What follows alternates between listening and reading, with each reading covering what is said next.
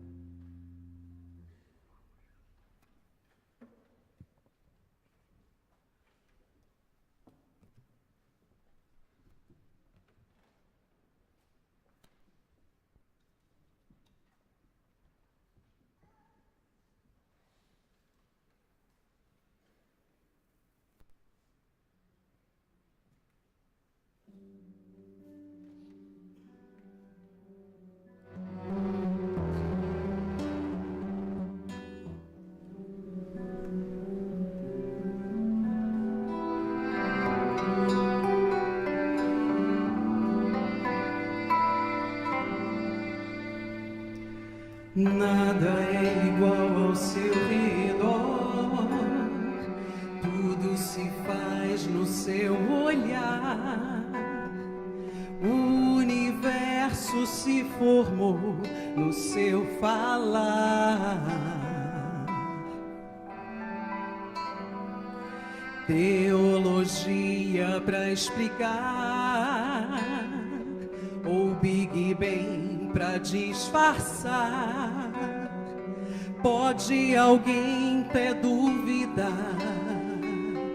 Sei que há um Deus a me guardar, e eu, tão pequeno e frágil, querendo sua atenção.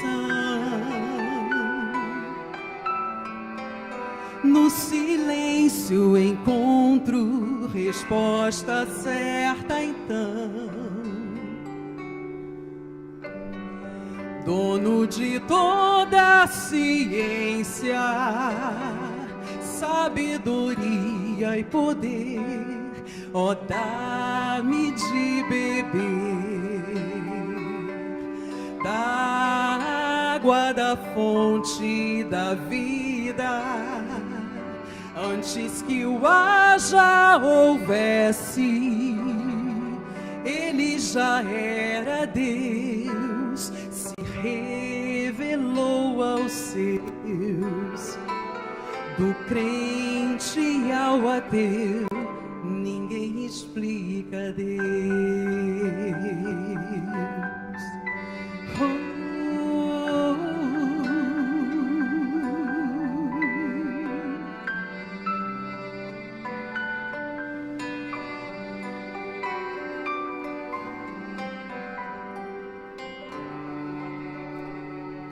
Nada é igual ao seu redor, tudo se faz no seu olhar. O universo se formou no seu falar. Teologia pra explicar, ou Big Bang pra disfarçar. Pode alguém ter dúvida? Sei que há um Deus a me guardar, e eu, tão pequeno e frágil, querendo sua atenção. No silêncio encontro resposta certa então. Dono de toda a ciência, sabedoria e poder, ó, dá-me de beber da água da fonte da vida. Antes que o haja houvesse, ele já era Deus, se revelou aos seus. Do gentio ao judeu, ninguém explica Deus, ninguém explica, ninguém explica Deus, ninguém explica. Ninguém explica Deus, e se duvida ou se acredita, ninguém explica Deus, ninguém explica.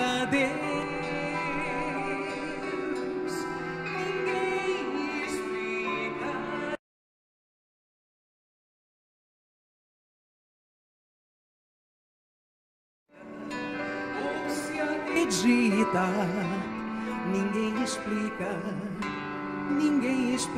Deus, dono de toda a ciência, sabedoria e poder, ó, dá-me de beber da água da fonte da vida. Antes que o haja houvesse, Ele já era Deus, se revelou aos seus, do crente ao ateu, ninguém explica Deus.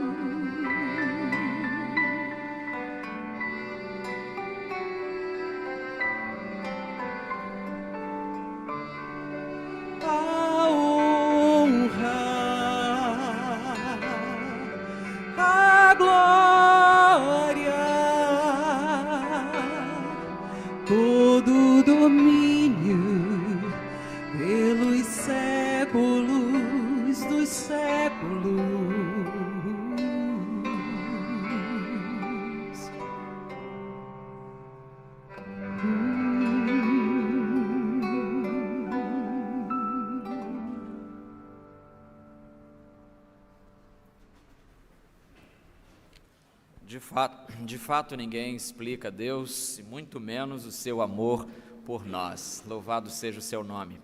Irmãos, nós cantamos agora há pouco, aqui diante de ti eu tenho tanto para agradecer.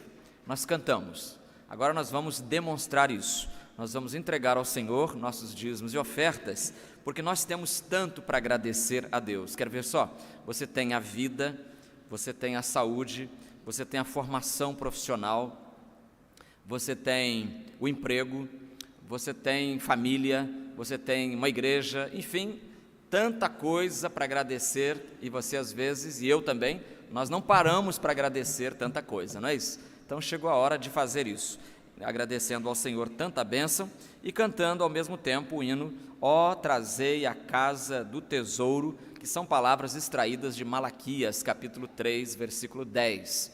Ali o profeta exorta o povo de Deus a mostrar a sua consagração a Deus através da entrega dos dízimos e ofertas.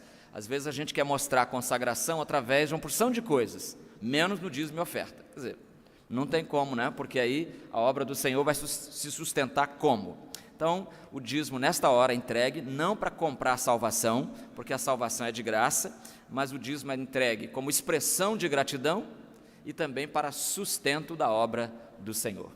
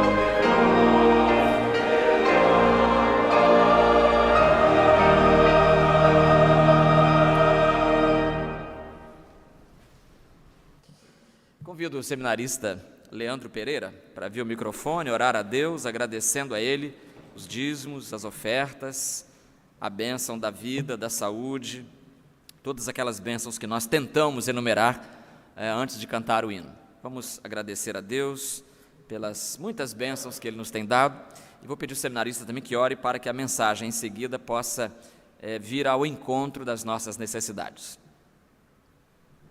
Oremos. Deus querido, muito obrigado por tudo que o Senhor já nos permitiu experimentar nessa noite, Deus.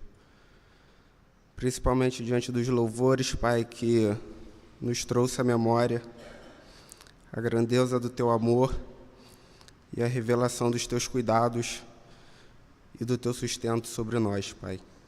Obrigado, porque no nosso viver podemos confiar em Ti, podemos descansar nos Teus braços e podemos encher os nossos corações de esperança, Pai, diante das dificuldades e provações da vida, Deus.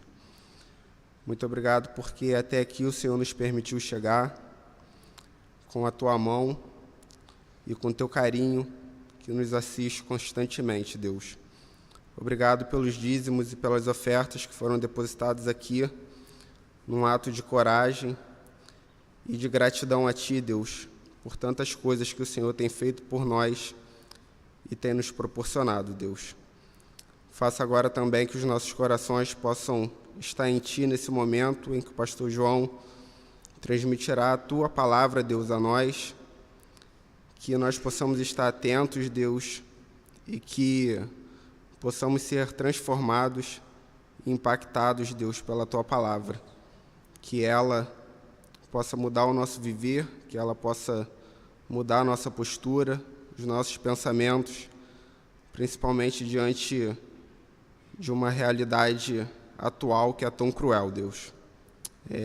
Tenha misericórdia de nós, confiamos a Ti as nossas necessidades, as nossas dificuldades, assim como também as necessidades e as dificuldades, Pai, em relação a tudo que está acontecendo com o nosso país, Deus. Cuida da Tua igreja, Pai, que seja uma igreja, Deus, direcionada ao próximo, direcionada a transmiti-lo, Pai, do Teu amor e desse Teu carinho que nós aqui dentro podemos desfrutar, Pai. Não permita que sejamos omissos, Pai, quanto à Tua missão para as nossas vidas. Aceita a nossa gratidão e a nossa prece, em nome de Jesus, amém. Obrigado, irmão. Meus irmãos, ontem à tarde, o pastor e o diácono Moacir, nós fizemos uma visita ao irmão Elias Ângelo, e a situação dele nos comoveu um pouco. Ele está precisando muito da nossa intercessão. Ele pediu, inclusive, irmã Gelsa, que a gente colocasse o nome dele aqui na lista de oração. O nome da esposa já está, né? Irmã Niel. Mas ela tem 94, 95 anos, o tempo todo na cama, não se levanta mais, então ele tem que fazer tudo. Ele está com 86 e também cheio de dores, e estava reclamando de dor. O doutor Moacir, na hora, até fez ali improvisou uma consulta. Então foi uma experiência assim, e a gente saiu de lá assim, triste com a situação. Então a gente prometeu que estaria orando por eles, e estaria também levando a igreja a orar por eles. Então, como ele é um diácono antigo aqui na nossa igreja, eu vou convidar o presidente do Ministério Diaconal, que vem a ser também o nosso vice-presidente, nosso irmão Lincoln. Ele vai orar então pedindo a bênção do Senhor específica para o irmão Elias Ângelo.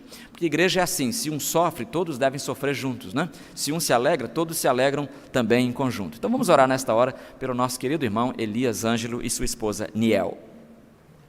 Nosso Deus e Pai, nós te agradecemos pelos momentos que podemos ter aqui no Teu santuário, neste culto. Te agradecemos pela família que formamos, por aqueles que congregam aqui na Primeira Igreja Batista do Rio de Janeiro. E como família, Senhor, nós nos preocupamos não só com aqueles que estão afastados, mas os que estão perto de nós, que fazem parte da nossa congregação, mas que por qualquer motivo estão enfrentando dificuldades, seja de saúde, seja de emprego, seja de conflitos nas suas famílias, no seu trabalho. E neste momento especificamente, Senhor, nós oramos pelo irmão Elias Ângelo, pela sua esposa Niel, que carecem da Tua presença, da Tua cura, da Tua presença no sentido de amenizar os seus sofrimentos que eles têm enfrentado, Senhor. Que Tu dês a eles condições de seguir a jornada que Tu tens planejado para cada um deles, Senhor. E que nós como igreja, nós como família, possamos nos mobilizar, possamos estar atentos à ajuda que podemos dar, Senhor. Que Tu possas nos utilizar, possas atendê-los através de nós de alguma forma, Senhor, conforme o Teu querer, conforme a Tua vontade. Que Tu os consoles e que a Tua misericórdia possa ser uma constante na vida daquele casal, na vida daqueles também que os cercam. E, Senhor, nós estendemos nosso pedido, a nossa oração a todos aqueles outros que carecem da Tua presença, de qualquer forma, na maneira como mencionamos anteriormente, seja nas questões de saúde, seja nas questões dos desafios da semana, dos desafios da família, no trabalho. Senhor, nós confiamos nas Tuas misericórdias, porque sabemos que elas se renovam a cada manhã, conforme diz a Tua palavra. Tudo isso nós Te pedimos, nós agradecemos em nome de Jesus, nosso Salvador. Amém. Amém. Queiram levantar-se, queridos, abrindo a Bíblia na carta de Paulo aos Filipenses, Filipenses capítulo 1, primeiro capítulo de Filipenses.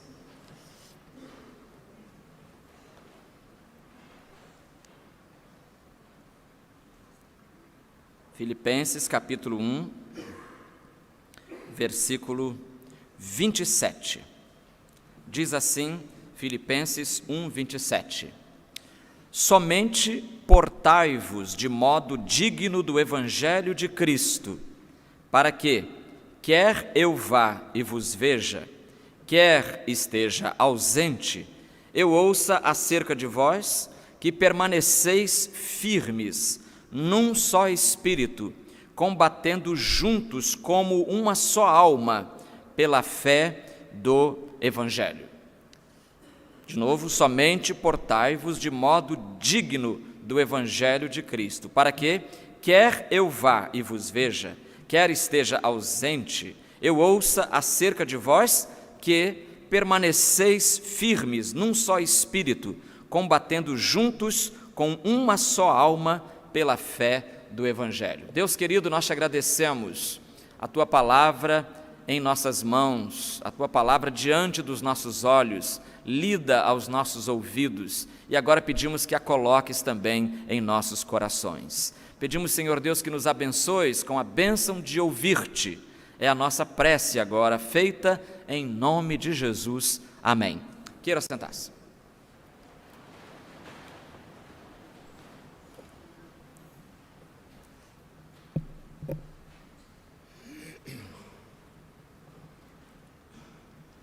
Foi no início de 2011 que eu vi na televisão uma reportagem que mostrava na Zona Norte, aqui na Zona Norte da cidade, um caminhão que foi apreendido.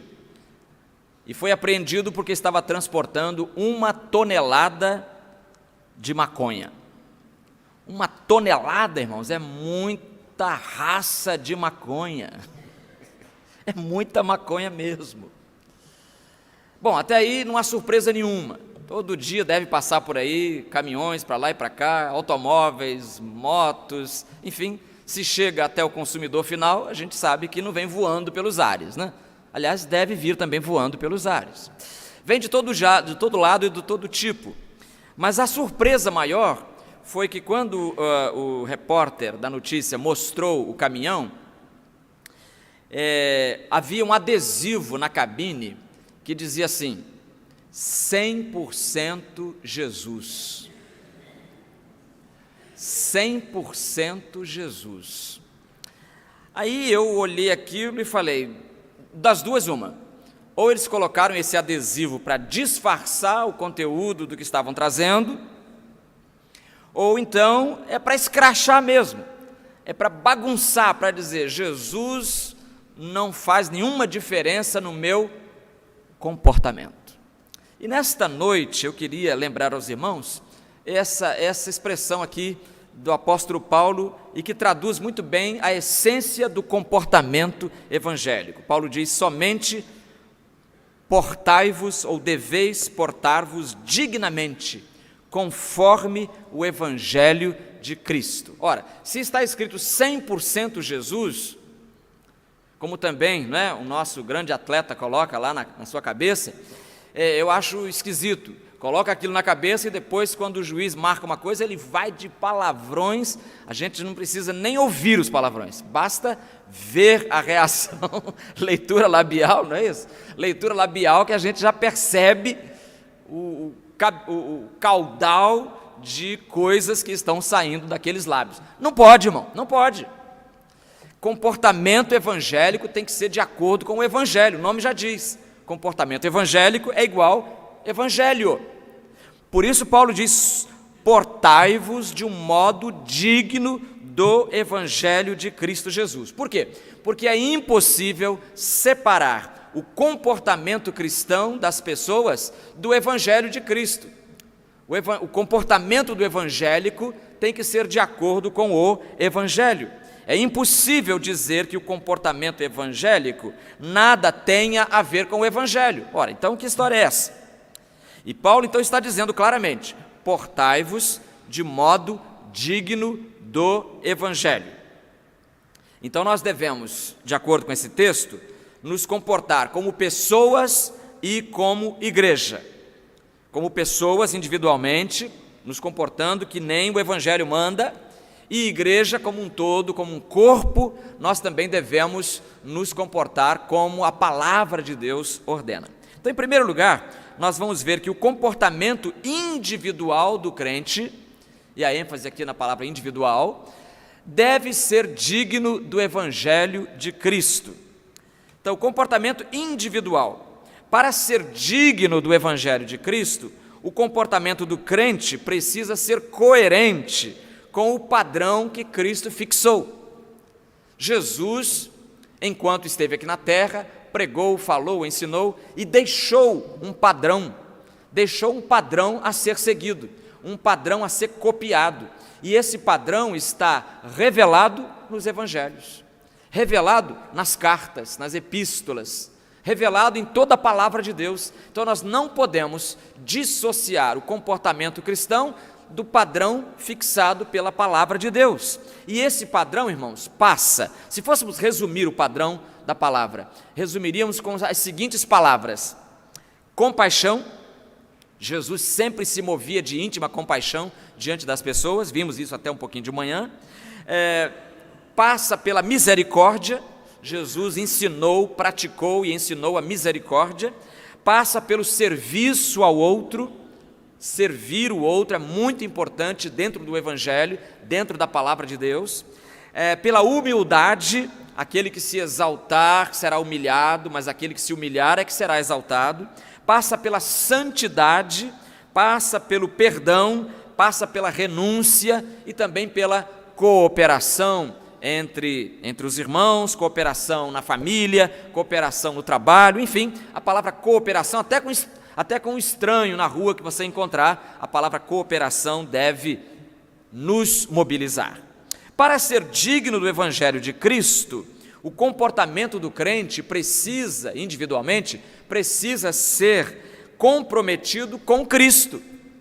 Ora, se Cristo viveu uma vida santa, eu não tenho outra opção senão viver uma vida santa também. E Paulo diz então: somente deveis portar-vos.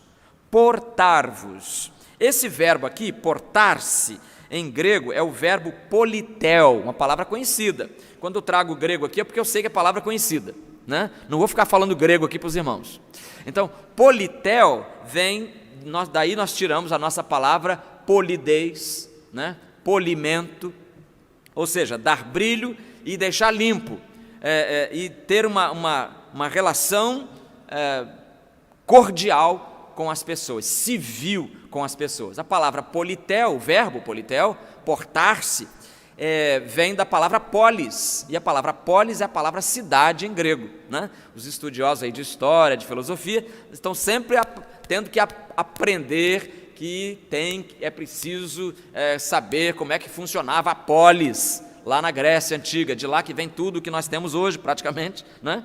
Então, o cidadão era o polites, e que deriva das palavras cidade. Então, na verdade, polidez deveria ser uma marca de todo aquele que vive na polis. Eu já fiz essa brincadeira uma vez aqui, mas aproveitando o latim, porque no latim a palavra cidade é a palavra civis, né? De onde vem civilização, e de onde vem civilidade. Civilidade o que é? Cortesia, né? Você está dentro de um ônibus ou dentro do metrô, e aí entra uma velhinha cansada, curvada, cabelinho branco, e aí você finge que está dormindo. Quer dizer, isso é falta de polidez, né? Falta de civilidade, ou seja, isso não é coisa própria da cidade. A cidade deveria ser conhecida pela civilidade entre as pessoas, e pelo jeito parece que quanto mais cresce a cidade, menos civilidade nós temos, né? Menos polidez nós temos, pelo contrário, mais selvageria. Temos que parar com isso, né, irmão? Nós temos que divulgar cada vez mais, nós divulgarmos e também sermos exemplos de polidez. Então é esse verbo que Paulo está usando aqui, é o verbo de se comportar. Por isso nós criamos a palavra, o comportamento evangélico. Então, significava o verbo politel, portar-se, conduzir-se de acordo com as leis e os costumes de uma cidade-estado. Então, se comportar de acordo com as leis e os costumes de uma cidade-estado. Digno do Evangelho, Paulo diz, deveis comportar-vos de um modo não digno da cidade, mas ele vai dizer agora, então vai especificar mais ainda, digno do Evangelho. Ou seja, o crente reproduz o comportamento sugerido pelo Evangelho. O Evangelho manda amar o inimigo, então o meu comportamento evangélico não pode ser outro. Eu não posso odiar o meu inimigo. Se o Evangelho me manda amar o inimigo, qual é a minha opção? Amar o inimigo, e acabou. Não tem outra opção, né? Digno do Evangelho. Ora, se o Evangelho é tão bom, e é bom, é maravilhosamente bom, como não esperar que o comportamento cristão seja não só bom, mas seja excelente? Então Paulo está recomendando que nós tenhamos um comportamento excelente. O menino na escola deve ter um comportamento excelente, tão bonito, tão bom, que a professora diga, mamãe, vem cá, quero conversar com a senhora, por que esse menino tem um comportamento tão bom na escola, hein? Aí a mãe vai dizer assim, é porque ele é crente. Ah, porque ele é crente, que maravilha, não sabia que os crentes, a professora pode até dizer isso, eu não sabia que os crentes têm um comportamento assim, está vendo? Então as crianças também são desafiadas a viverem uma vida em que esteja presente a excelência do comportamento de Cristo. E Paulo vai dizer mais, quer eu vos vá e vos veja, ou quer esteja ausente, que eu ouça acerca de vós que permaneceis firmes no só Espírito. Ou seja, quer eu vos vá, ou seja, o comportamento evangélico deve acontecer, esteja eu ali presente ou esteja eu ausente dali. O comportamento cristão, irmãos, é assim, independente de monitoramento. Não precisa ninguém ficar em cima te lembrando, rapaz, ó, você é crente, você não pode ficar falando palavrão assim não. Ô menino, você é crente, você seja obediente aos seus pais. Ô jovem, olha, você é crente, você não deve... Pontinho, pontinho, pontinho. Quer dizer, não precisa ninguém ficar falando o tempo todo, a palavra já está falando. A palavra já está falando. E se a palavra está falando, eu não preciso ficar aborrecendo as pessoas o tempo todo, dizendo como é que elas devem viver. Comportamento evangélico é assim, quer eu vá e vos veja, ou quer esteja ausente. Você sabe de onde Paulo escreveu isso aos Filipenses? Ele escreveu quando ele estava em Roma. Escreveu em Roma. E ele escreveu então aos crentes de Filipos. É longe. Mas Filipos era uma colônia de Roma, mesmo estando a centenas de quilômetros distante de Roma. Mesmo estando Filipos a quilômetros e quilômetros e quilômetros, centenas de quilômetros distante de Roma, mesmo assim os romanos que moravam em Filipos não podiam esquecer a sua cidadania romana. Está acompanhando? Mesmo morando longe de Roma, os romanos viviam como se estivessem em Roma. Eles não podiam esquecer a sua cidadania. Ou seja, os vínculos do cidadão romano com a cidade de Roma não se limitavam às ruas de Roma, não se limitavam aos contornos de Roma, mas aonde quer que o cidadão estivesse, sendo romano, ele deveria se comportar como um romano. Semelhantemente, então, irmãos, qual é a lição que nós aprendemos aqui? Aprendemos que o crente não precisa ser vigiado se ele estiver longe da igreja, porque o comportamento cristão exige que ele reproduza Jesus Cristo, esteja ele na igreja, esteja ele no pátio da igreja, esteja ele longe da igreja, esteja ele lá na universidade na segunda-feira, na oficina na terça-feira, no escritório na quarta-feira, onde quer que ele esteja, o comportamento cristão vai aflorar e prevalecer. Então, o monitoramento é perfeitamente dispensável. Não precisa ninguém ficar cobrando que você é um cristão. Você já sabe disso. Somente portai-vos de um modo digno do Evangelho de Cristo. Onde quer que você estiver e aonde quer que você for neste mundo, saiba que você é cristão. Você é cristão no Rio de Janeiro, você é cristão em Bagdá, você é cristão na China, você é cristão em Brasília, aonde você for, você será cristão. Não tem esse negócio, bom, eu sou cristão, mas lá no Brasil. Aliás, quando eu estava morando no Iraque, nós tínhamos lá uma experiência muito triste, a experiência de brasileiros que eram cristãos aqui, que frequentavam igrejas, que até ensinavam na escola dominical, e faziam uma porção de coisas de liderança na igreja, mas depois foram para o Iraque, e chegaram lá e ficaram simplesmente calados. Aí de vez em quando alguém fala, pastor, você sabia que o fulano de tal é crente?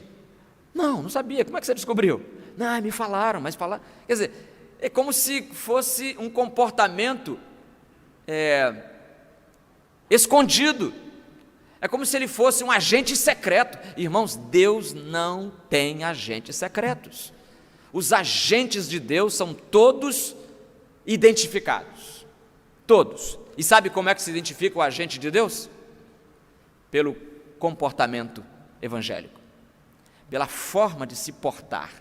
Portai-vos, somente deveis vos portar de modo digno do Evangelho de Cristo, para que, quer eu vá e vos veja, quer esteja ausente, eu ouça acerca de vós, que permaneceis firmes num só espírito, combatendo juntos, com uma só alma, pela fé do Evangelho. Então, em primeiro lugar, o comportamento individual do crente deve ser digno do Evangelho de Cristo. Em segundo lugar, o comportamento coletivo da igreja deve ser de firmeza num só espírito. É o que o apóstolo Paulo escreve na continuação do verso. Para que quer eu vá e vos veja, quer esteja ausente, ouça. Paulo quer ouvir isso. Ah, que coisa boa ouvir. Ah, você conhece o crente fulano de tal? Conheço, por quê? Rapaz, ele é um bom sujeito. Oh, que é bom, não é bom ouvir isso? É uma pessoa maravilhosa, pessoa fantástica. E o patrão dizendo, você é da igreja do Joaquim aqui, meu empregado? Sou. Então deve ser uma igreja muito boa, porque o Joaquim é um excelente funcionário. É mesmo, que bom. Não é bom ouvir isso? Ou você sai dali com vergonha, meu pai do céu, que vergonha, ele ficou elogiando o Joaquim o tempo todo.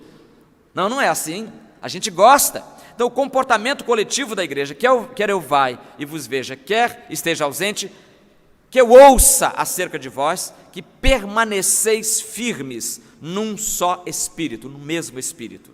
Irmãos, as nossas igrejas, infelizmente, estão cheias de crentes inseguros.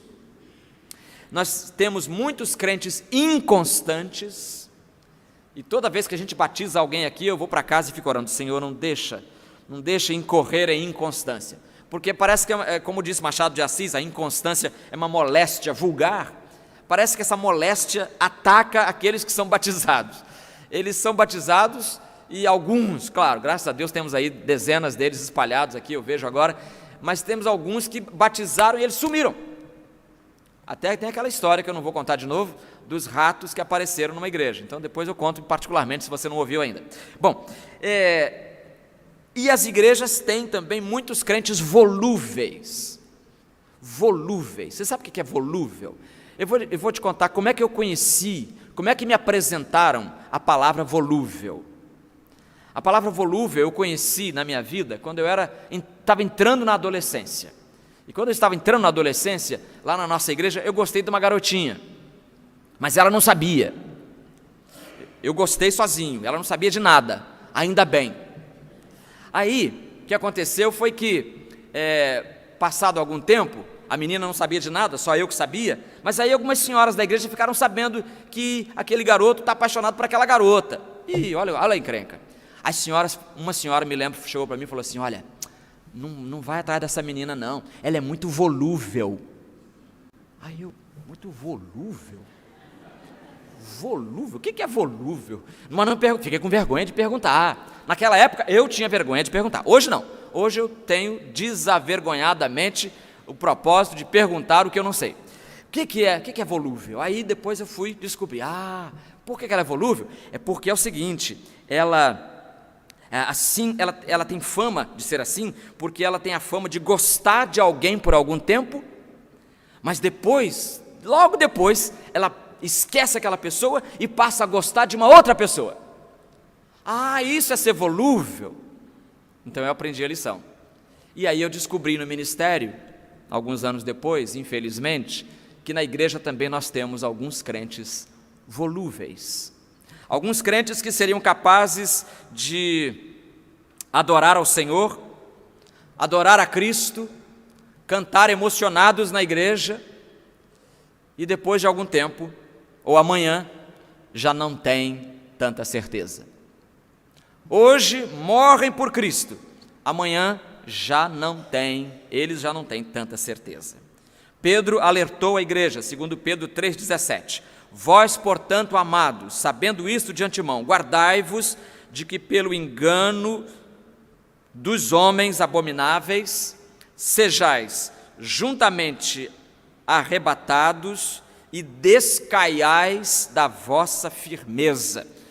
Pedro já estava preocupado com esse problema da volubilidade de alguns crentes.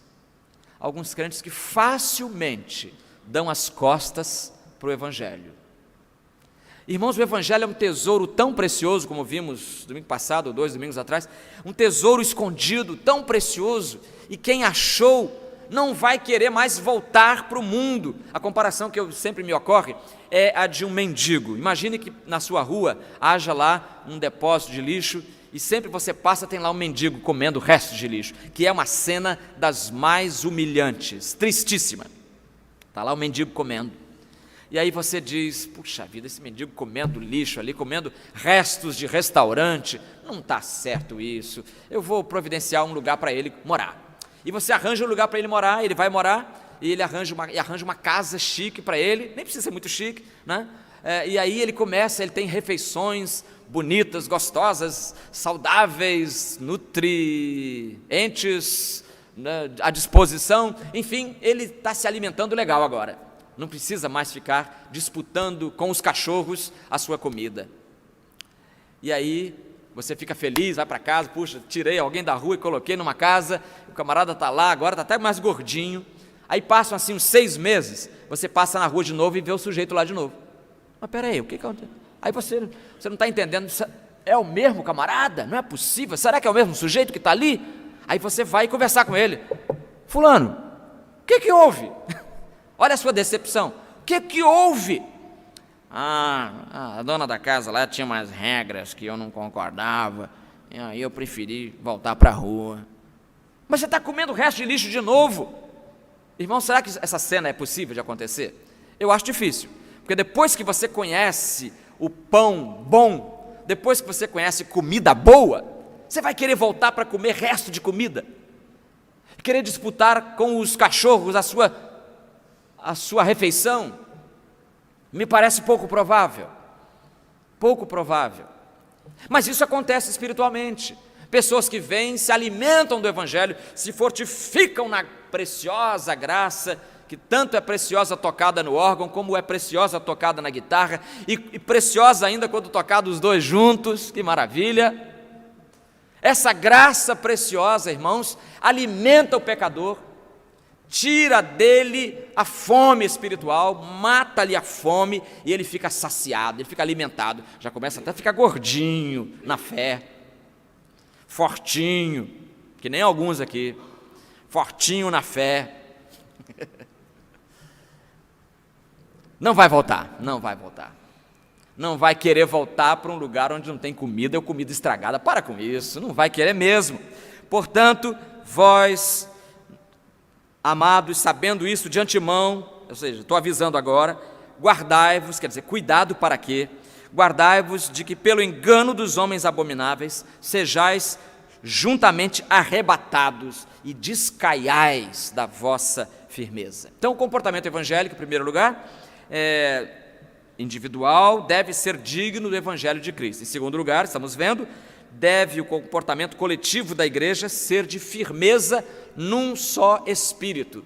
E eu acho que devemos explorar um pouquinho mais essa ideia de firmeza num só espírito, combatendo juntos. Então, em terceiro lugar, o comportamento da igreja deve ser de combate em conjunto. Combate em conjunto. Irmãos, a obra do Senhor deve ser feita por toda a igreja. A obra do Senhor, Deus quer que ela seja feita por toda a igreja. A liderança pode até ser de alguns, mas a tarefa é de todos. Nós não podemos deixar, isso estou falando em qualquer nível, desde o pastorado titular da igreja até o líder dos embaixadores do rei. Não podemos deixar que a tarefa, que é de todos, seja feita apenas por alguns. Não é sem razão que alguém imaginou a seguinte figura para a igreja, uma figura que eu ouço desde a minha infância, e você também, se frequenta a igreja há muito tempo, deve ter ouvido várias vezes. Alguém já imaginou e comparou a igreja com um caminhão velho, preso num atoleiro. Choveu demais, estrada sem asfalto, e ali o caminhão tentou passar, dançou para um lado, dançou para o outro, e quanto mais o motorista acelerava, mais a roda descia no barro, e pronto, aí ficou lá o caminhão atolado. Só que o caminhão estava cheio de gente na carroceria, e alguns vão descer, alguns saltam e vão empurrar o caminhão para frente, sincronizando os seus esforços. Vamos lá, gente, é 1, é 2, quando eu falar 3, todo mundo empurra para frente, pronto, 3. Então tem aqueles que desceram para empurrar o caminhão. Outros, porém, continuam na carroceria, e continuam, sabe, fazendo o quê? Em vez de combatendo juntamente, como diz Paulo, eles ficam lá zombando daqueles que estão tentando tirar o caminhão do atoleiro. Zombando daqueles que estão tentando. E será que essa é uma figura? Um caminhão atolado, metade dos caroneiros desceu e está empurrando, e a outra metade ficou em cima, criticando. Que figura é essa, irmãos? Não é figura bíblica, porque 1 Coríntios 3, versículo 9, Paulo diz: nós somos cooperadores de Deus. Vamos falar junto? Somos cooperadores de Deus. Só vocês. Eu fui colocar um nós na frente, para agora danou tudo, né? Então somos cooperadores, vamos falar, somos cooperadores de Deus. Note bem que a palavra que Paulo usa aqui agora aos Coríntios é cooperadores, não é competidores. Nós estamos apostando para ver quem é mais importante aqui na igreja. Sabe, quem é mais importante aqui? Eu estou fazendo tudo para que a igreja reconheça que eu sou mais importante que o diácono fulano de tal. Esse espírito não vem do céu, não é do Senhor. Paulo disse: eu plantei, fiz a minha parte. Depois de mim veio Apolo, grande orador Apolo. Paulo não orava nada, Paulo não falava nada. Paulo, quando ele pregou lá em Atos capítulo 20, o que aconteceu com um rapaz chamado Eutico, você lembra? Dormiu. Bom, dormir num sermão não é coisa nova. Só que ele dormiu, ele estava sentado na janela, lá no 3º andar.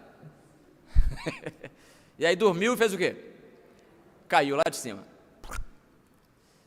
Caiu lá de cima. Levantado como, morreu o irmão Eutico, ai meu pai. Paulo, calma pessoal, vamos orar, Deus vai dar a vida de volta para ele. E Paulo orou e o Eutico se levantou e disse: continua pregando, irmão Paulo, continua pregando. Irmão Paulo continuou pregando a noite toda, irmão, já pensou? São 8h13, eu estou pensando em pregar até 00:13, o que vocês acham? Claro que eu vou ficar sozinho, eu já entendi. Então, para não acontecer isso, Paulo diz: eu plantei, Apolo, grande orador, veio depois e regou aquilo que eu tinha plantado. Outro vai e colhe, mas sabe quem é que dá o crescimento? Não é Paulo, não é Apolo, homem nenhum dá o crescimento. Quem dá o crescimento é Deus, diz ele. 1 Coríntios 3:6. Você lembra no Antigo Testamento quando Davi quis construir um templo para Deus? Ele quis, sonhava com isso, acordava com isso, pensava nisso. Fazer o templo era a fixação do rei Davi. Aí Deus chamou e falou assim: você não faz não, não faz o templo não, ajunta o material que o teu filho Salomão vai construir. Davi fez isso. Davi ajuntou o material e Salomão construiu o templo. Ou seja, sempre esforço conjunto, irmãos, sempre obra a 4 mãos. Seja o que for na igreja, seja o que for necessário fazer na igreja, ninguém faz nada sozinho. Nem um sermão você faz sozinho. Você precisa de livros, de sites, ou histórias, de testemunhos que lhe foram contados. Você precisa de uma amálgama de pessoas, de histórias, de gente, de literatura, enfim, para formar um sermão. Ora, um sermão, que é um sermão, precisa de muita gente. Imagina, para tocar um piano, precisou da mãe da pianista levar a pianistazinha, quando ela tinha 6 anos, lá para a escola de música. Precisou da mãe do organista levar o organista lá para a escola para ele aprender, né? Se não foi a mãe, foi a tia, se não foi a tia, foi o primo, se não foi o primo, foi alguém.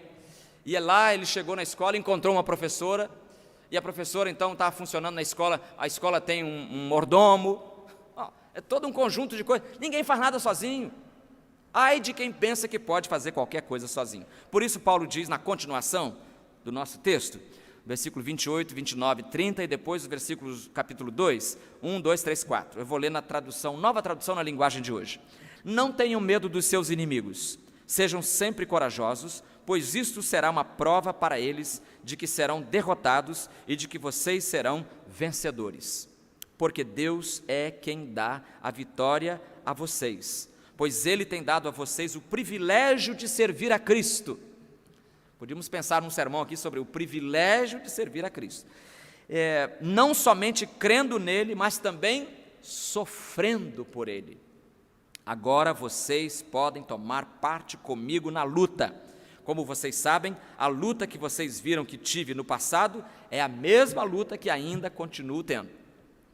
Filipenses 2:1. Por estarem unidos com Cristo, vocês são fortes.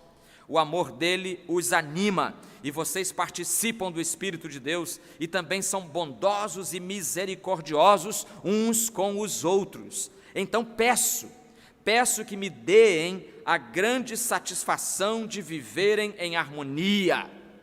Por favor, me deem essa satisfação, pede Paulo, a grande satisfação de vocês viverem em harmonia, tendo um mesmo amor e sendo unidos de alma e mente. Não façam nada por interesse pessoal.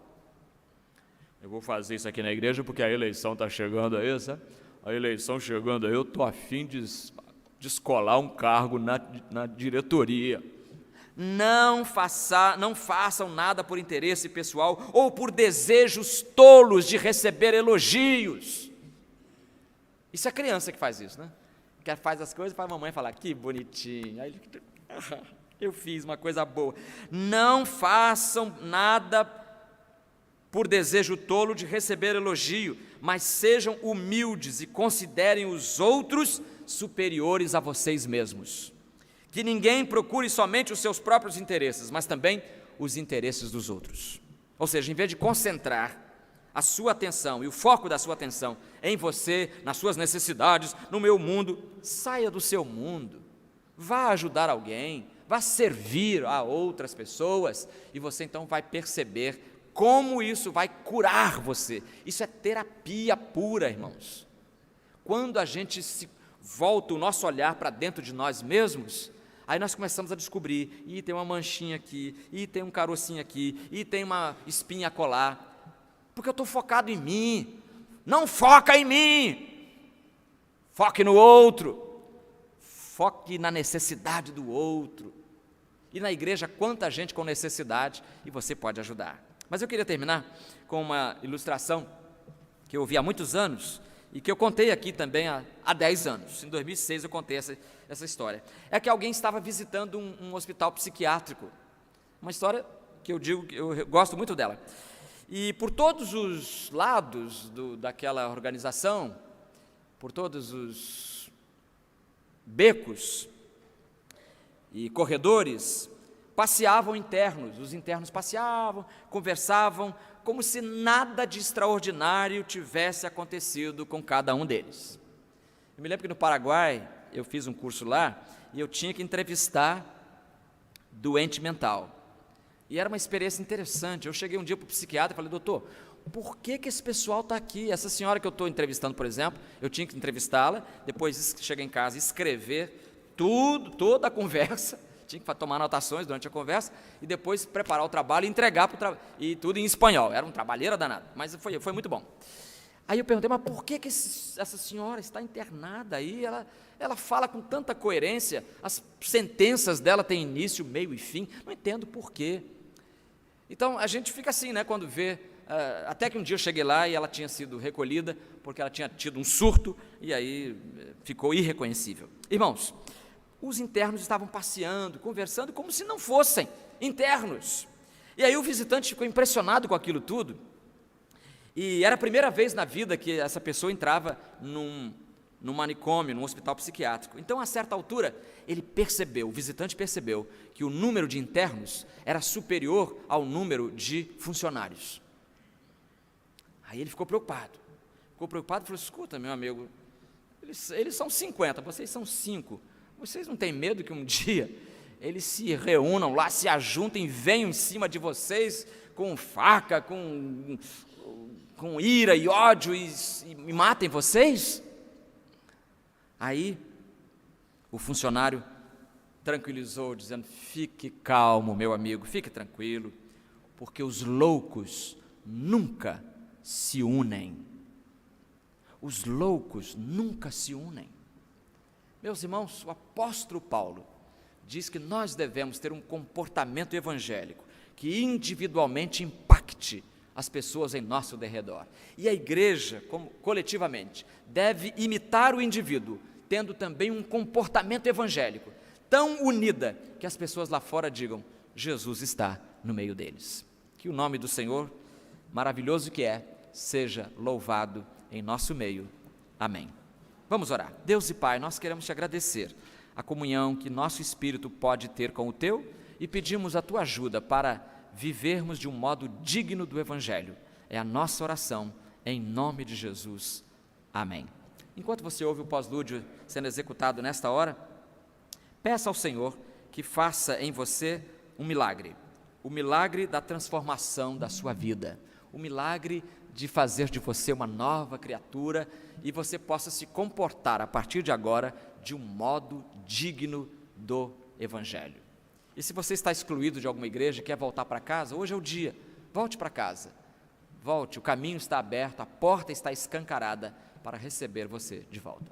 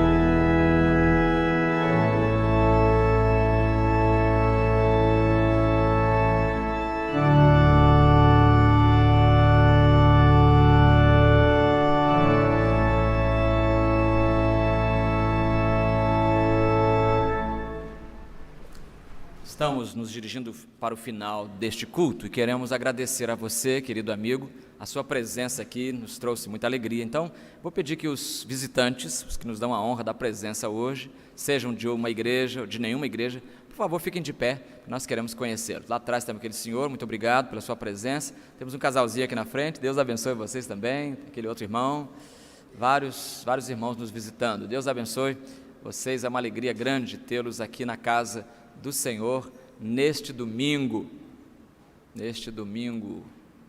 primeiro domingo de setembro. Bem-vindos. E no final não saiam correndo, porque hoje nós temos cantina, nós temos uma união chamada União Atalaia, funciona às 17 horas, temos Atalaia, temos União Paz e temos União Alus, né? São as três. E a União Atalaia está fazendo hoje uma cantina, então está lá, tem alguma coisa, uma surpresa, os irmãos chegar lá e ter surpresa agradável para comer. Então, estão todos convidados, a União está convidando todo mundo. Obrigado também aos internautas pela participação no culto desta noite. Nós temos aqui 3 palavras. A irmã Patrícia Lima, não, né? Deve ser outra Patrícia Lima, dizendo assim: peço pela saúde do meu amigo Almir Nogueira Freire. É seu amigo mesmo? Então, foi mandado de manhã isso aqui? Não. Que se encontra internado no Copador com suspeita de câncer. Então, vamos orar pelo senhor Almir Nogueira Freire, que é amigo da irmã Patrícia. A irmã Maria Amélia também pede orações pela sua filha, que está com problema no fígado. E lá de Castelo, a Maria Amélia também é aqui do Rio, membro da igreja também, né? E também de Castelo, Espírito Santo, o irmão Levi Lousada. Ele diz assim: peço orações pelo estado do Espírito Santo, que está passando por uma grande seca. Os rios estão secando a cada dia. E realmente a situação é preocupante no estado do Espírito Santo, né? Os rios secando, não chove de jeito nenhum, o tempo fecha, mas não chove. Então vamos orar para que o Senhor continue mandando as chuvas de bênçãos, não só sobre o Espírito Santo, mas sobre todo o Brasil e sobre toda a terra, né? Porque toda a terra precisa. Irmã Gelsa, então, tem aqui os pedidos de oração, depois a gente pega, né? Muito bem. Quero lembrar aos irmãos o passeio dos juniores, dia 24 de setembro, no sítio Convir. Então, faça a inscrição do seu filhinho aqui com os professores. A saída, dia 24, às 8h30 da manhã. Mas antes disso, dia 8 de setembro, que é a próxima quinta-feira, nós teremos aqui a série Música de Primeira, apresentando Daniel Sanches, tocando piano solo. Então, um concerto de piano do pianista Daniel Sanches. Luísa Soares, cadê você? Vamos ouvir a Luísa Soares, que ela tem um aviso importante sobre a nossa juventude. Vamos ouvi-la. Boa noite, igreja. Hoje é o nosso último convite para você que é jovem ou adolescente a partir de 15 anos para o nosso passeio da juventude, que vai ser nessa quarta-feira, dia 7 de setembro, no feriado. E você pode ter mais informações no espaço de EPIS. E também, se você está em pendência, alguma coisa, vai lá conversar com a gente, que vai ser bem legal. A programação está muito legal e a gente espera você, viu? Obrigado, irmã. Palavra super rápida. Vamos ficar de pé. Você tem um pedido de oração para pedir ao Senhor, ou uma bênção para agradecer? Pode vir aqui à frente agora. E eu vou convidar o diácono Campos Duarte Siqueira.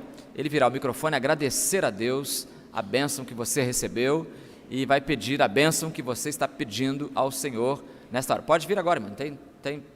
Não fica com medo não, nem com vergonha não. Tá bom? Vamos orar, encerrando o nosso culto e agradecendo a Deus as muitas bênçãos que Ele nos tem enviado, né? São muitas. Se a gente for catalogar, a gente devia, até para ser mais grato, devia escrever as muitas bênçãos que Deus nos tem dado. Está vindo ali o casalzinho também, né? Celso Guimarães Barbosa, sua esposa. Vamos orar então por eles também. Isso.